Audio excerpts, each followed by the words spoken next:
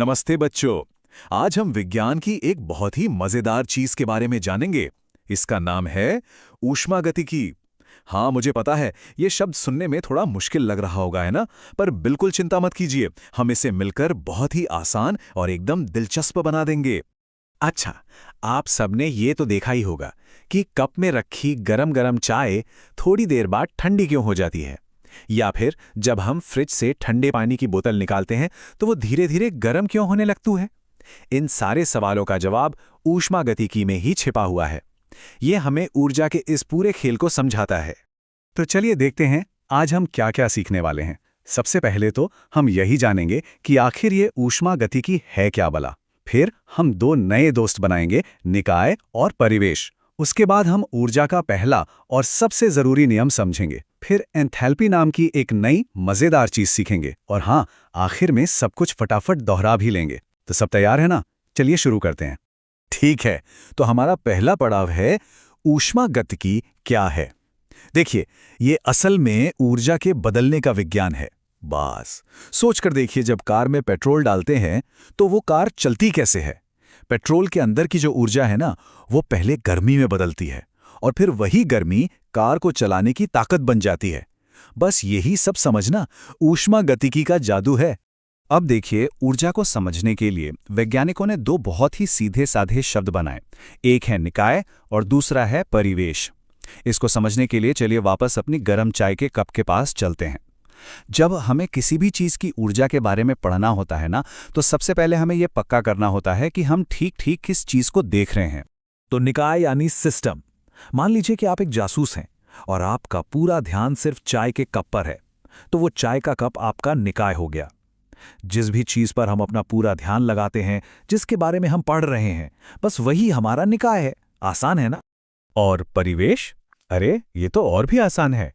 निकाय को छोड़ दीजिए, उसके अलावा दुनिया में जो कुछ भी है वो सब परिवेश है। तो हमारी चाय के कप के लिए कमरे की हवा, जिस मेज पर कप रखा है, यहां तक कि आप और मैं, सब कुछ परिवेश है। तो निकाय वो जिस पर हमारी नजर है और परिवेश बाकी सब कुछ। अच्छा, एक और छोटी सी चीज होती है परिसीमा, यानी कि बाउंड्री। ये वो असली या कभी-कभी सोची हुई दीवार है जो हमारे निकाय और परिवेश को अलग अलग करती है। जैसे हमारी चाय के कप में कप की जो दीवारें हैं, वही हमारी परिसीमा है। अब जरा इस तस्वीर को देखिए। यहाँ दो कप हैं। एक कप खुला हुआ है, उसमें से भाप भी निकल रही है और वो ठंडा भी हो रहा है। मतलब पदार्थ और ऊर्जा दोनों बाहर जा सकते हैं। इसे हम कहते हैं खुला निकाय। और दूसरे कप पर ढक्कन लगा है।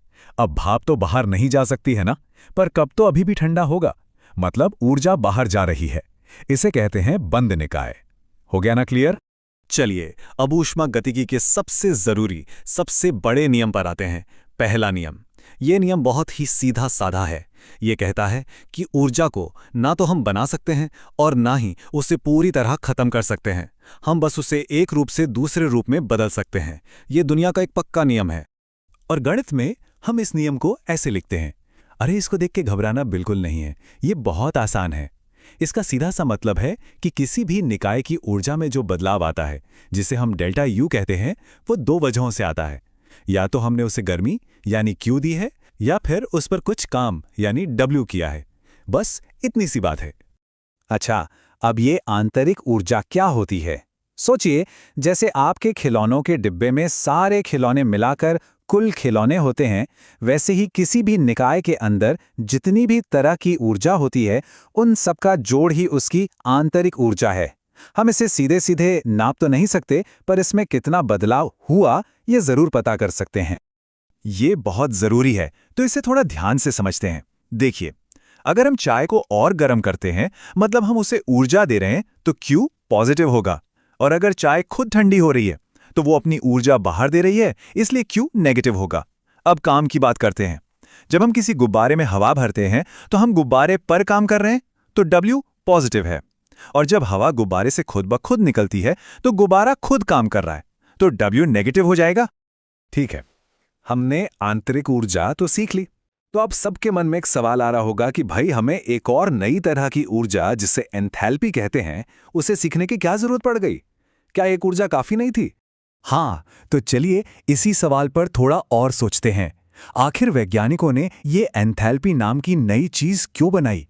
पता है, इसका एक बहुत ही मजेदार कारण है।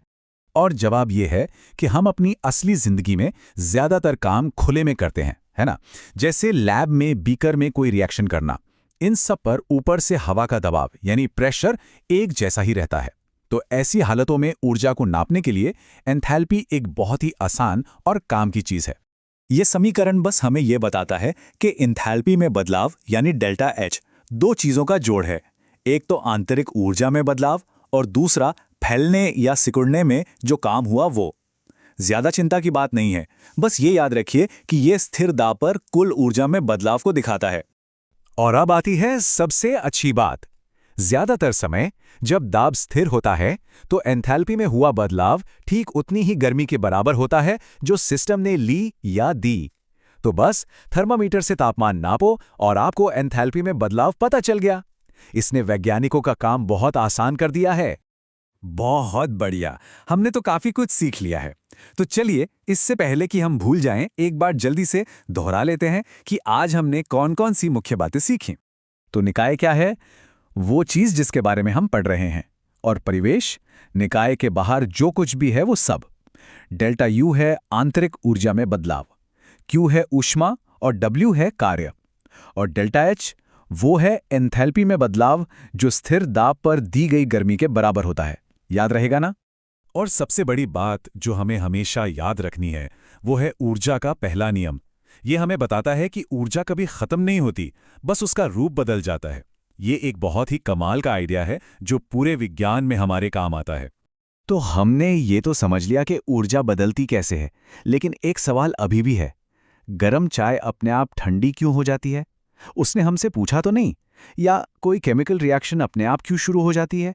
इसका जवाब ऊष्मागतिकी के दूसरे नियम में छिपा है, जिसके बारे में हम अगली बार बात करेंगे। तब तक इस सवाल के बारे में सोचते रहिएगा।